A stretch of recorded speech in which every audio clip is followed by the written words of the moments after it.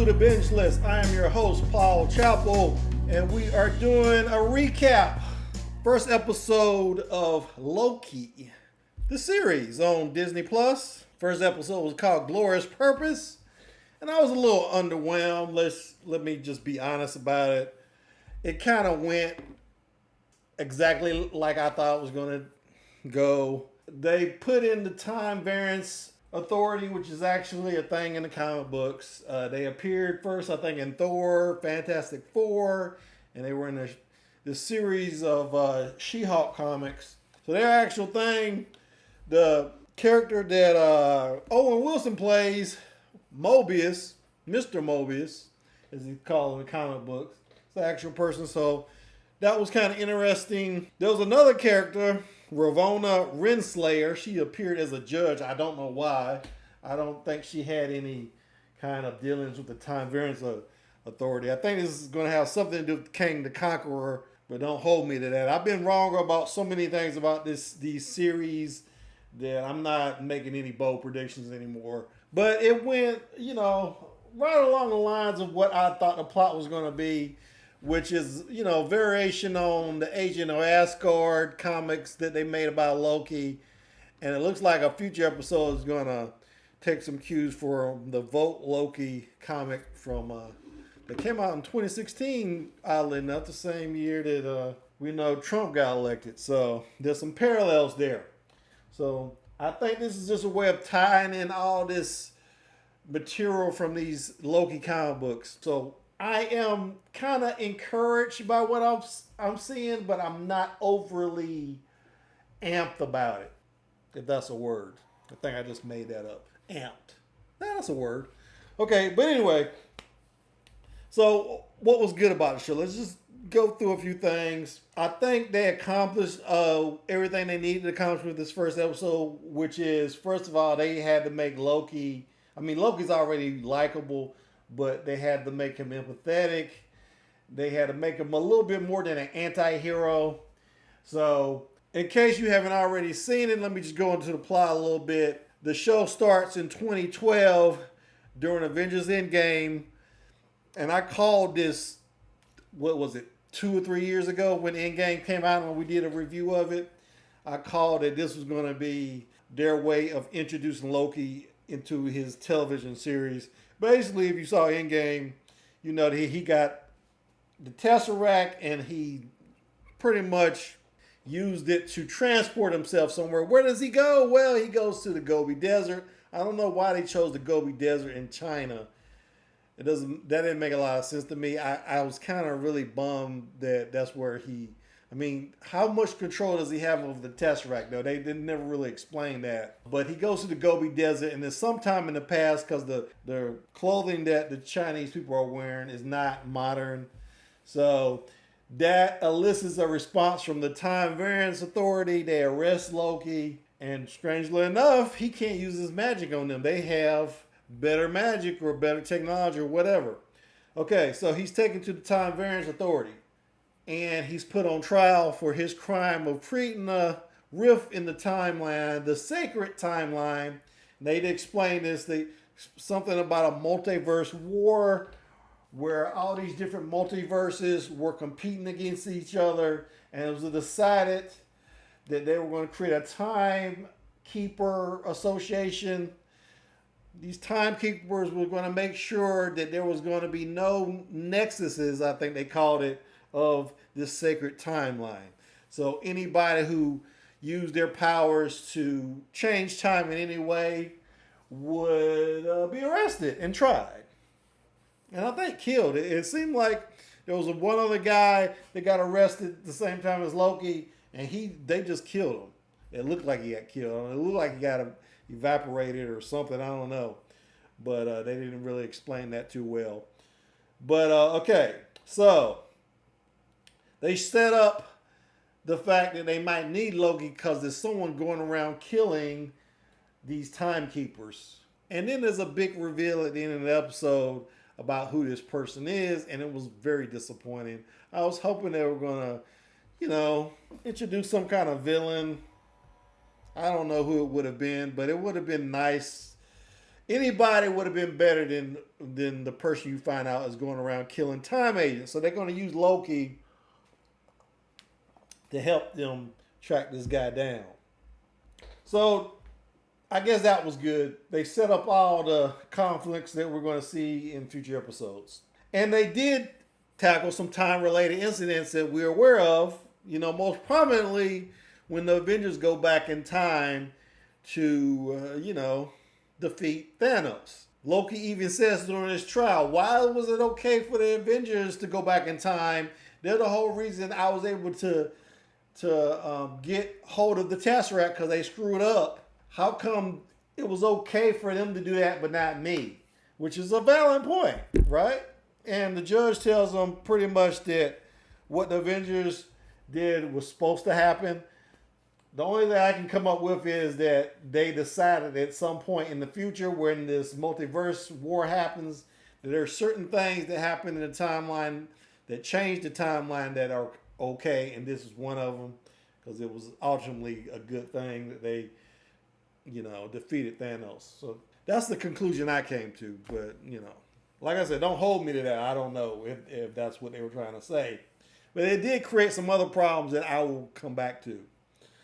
Okay, the other good thing is I think they revealed what the plot for the Doctor Strange movie, the Multiverse of Madness. I mean, it's right there in front of us. It's got to be about this multiverse war, right? So they have revealed what the plot of that movie is going to be. It's got to be that. I can't see any way around it. I think Scarlet Witch, her series, WandaVision, had a little bit to do with that because we know that Scarlet Witch probably has the power to change time as well. So this is all going to, have something to do with Phase 4 of the Marvel MCU thing. We'll see. So all those things were good. I don't want to, get too deep down this rabbit hole because this is the first episode. I don't know. I don't trust myself because, every time I think I know where one of these series is going, I'm wrong about it. So I'm going to withhold judgment, but there was a few bad things that I just want to mention. Okay, so I already mentioned the fact that the Avengers got a pass. Why does Doctor Strange get a pass for having a time stone? Why is he even allowed to have a time stone? We know he used the time stone in that first Doctor Strange movie to defeat the villain in that movie. So why is, him and the Ancient One and all these other sorcerers allowed to manipulate time? They're going to have to answer that. Why is Captain America allowed to go back in time and live out his dream with Peggy? They're going to have to explain that maybe. But like I said, maybe it seems like the Avengers got a pass for some of the things they did. Also, I want to mention Gamora also is from another timeline.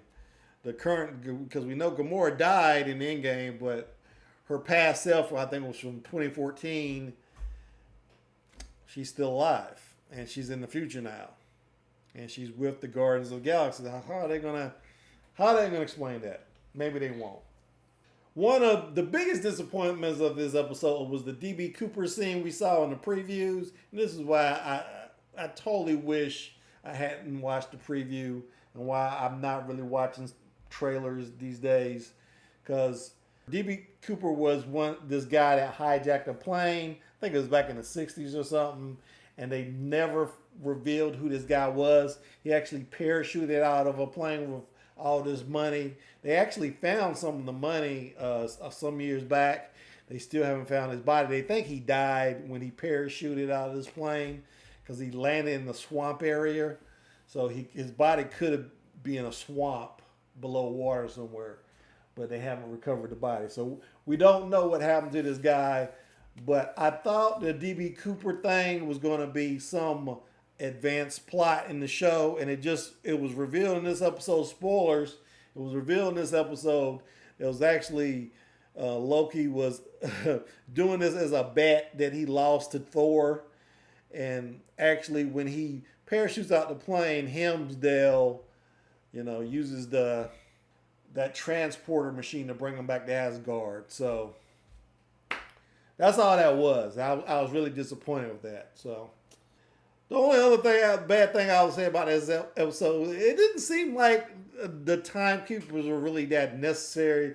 Like I mentioned before, there was only one other guy, on trial for making a time violation. So why is this force needed again? I mean, it is revealed, and I like this part that they are very powerful. I like that scene where the guy he reveals that they get Infinity Stones all the time in their work, but they don't have any power in this wherever the time variance authority is located. They're so powerful that Infinity Stones mean nothing. They use them as paperweights. I like that. That kind of impressed Loki. He was like, "Wow, you guys are powerful." You kind of see the wheels turning in his head at that moment. I like that part. I have some questions. The biggest question I have is whether the Time Variance Authority people, the members of this bureaucracy, is whether they're actually going to be clones. Because I think they're revealed to be clones in the comic books, if I'm not mistaken. So it'd be interesting if they actually are clones, whether they're going to go with that. Because there's that same scene with the guy who gives the Tesseract back to Loki. He doesn't know what fish is. And we know that these Time Variance Authority people, they serve for life. And this guy doesn't know what fish is, really. I also like that scene where Loki finds out how he dies, and that kind of gives him, more purpose. The fact that he finds out that he caused the death of his mother, and he was actually, devastated by that knowledge. So I like those little moments. It did have some good moments, but I'm going to go ahead and say it. I think this is another way to bring Loki back, because we know he died in Endgame. He was supposed to be really dead. Well, he's going to do some work for the Time Variance Authority, and I think at the end of this series, they're going to allow him to come back to the sacred timeline, and he will not be dead anymore because of his service. That's my bold prediction. Might as well say it now, even though I might be wrong. Who cares if I'm wrong? Whatever. So that is Loki. First episode of the season. How many episodes we got this season? So it looks like it's going to be 6 episodes, which is kind of weird. They did that with Falcon and the Winter Soldier. So, I don't know. I don't have to slog through 10 episodes like they do on Netflix, to my annoyance. We'll see what happens. I'm going to reserve judgment, but I would put this in your binge list. It was interesting enough that you might want to just, give it a glance if you like this sort of stuff. If you like time travel stories and Marvel, and you like those together in one sandwich, this is the show for you. But that's all I got for today. I would like to thank my subscribers and encourage you, hit that subscribe button. Give me a comment down below. Is there anything I missed? Did I misinterpret anything? Argue with me. Let me know in the comments. Give me a like. And please ring that bell if you're already subscribed so you know when my next video drops. And I will see you when I see you. Thanks for watching.